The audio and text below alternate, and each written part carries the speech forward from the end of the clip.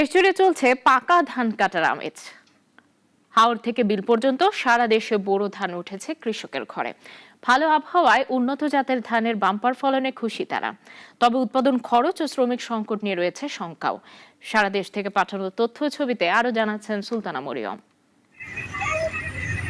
সুনামগঞ্জের হাওরে এবার 13 লাখ মেট্রিক টন বোরো ধান কাটা ও মাড়াইয়ের কাজ শেষ হয়েছে অনেক আগেই। হাওর জুড়ে চলছে উৎসবের আমেজ।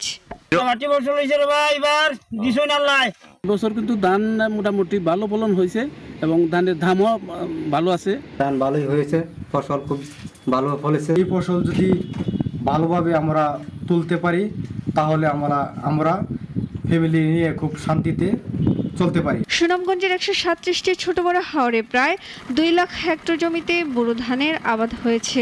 ফসল রক্ষায় পানি উন্নয়ন বোর্ড এবার 50টি হাওরে 596 কিলোমিটার করেছে।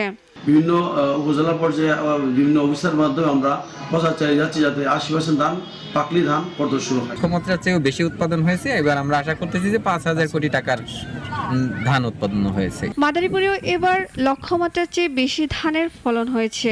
এলাকা জুড়ে ধান কাটায় ব্যস্ত কৃষক, তবে উৎপাদন খরচ বেশি হয়, ন্যায্য মূল্য পাওয়া নিয়েও শঙ্কা রয়েছে।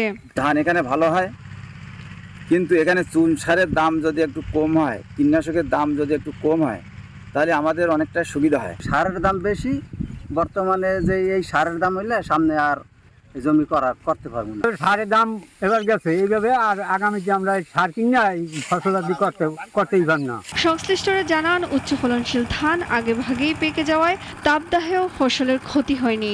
ঝড় বা আকস্মিক প্রাকৃতিক দুর্যোগ না ঘটে তাহলে কৃষকরা সফলভাবে সুন্দর করে এই ধানটা তাদের ঘরে তুলতে পারবে। আশা করা যায় যে আমাদের যে লক্ষ্য আছে সেটা আমরা পূরণ করতে পারবো। জয়পুরহাটে চলছে ধান কাটা ও মাড়াইয়ের ব্যস্ততা। 69,685 হেক্টর জমিতে উৎপাদনের লক্ষ্যমাত্রা ছাড়িয়ে যাওয়ার আশা করছে কৃষি বিভাগ। ধানের ভালো দাম পেয়ে চাষিরাও খুশি।